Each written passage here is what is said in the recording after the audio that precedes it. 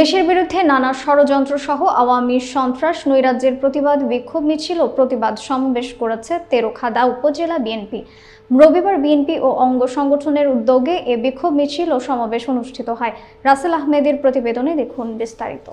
উপজেলা বিএনপির সম্মেলন প্রস্তুত কমিটির আহ্বায়ক চৌধুরী কাউসার আলীর সভাপতিত্বে ও বিএনপির নেতা আবুল হোসেন বাবু মোল্লার পরিচালনায় মিছিল ও সমাবেশে উপস্থিত ছিলেন উপজেলা বিএনপির সম্মেলন প্রস্তুত কমিটির সদস্য চৌধুরী ফখরুল ইসলাম বুলু, মোল্লা মাহবুবুর রহমান, মোহাম্মদ ইকরাম হোসেন, সর্দার আব্দুল মান্নান, সাজ্জাদ হোসেন নান্টা শরীফ, নাইমুল হক, মিল্টন হোসেন মুন্সি, শেখ আজিজুর রহমান আজিবর সহ বিএনপি ও অঙ্গ সংগঠনের বিভিন্ন পর্যায়ের নেতৃবৃন্দ।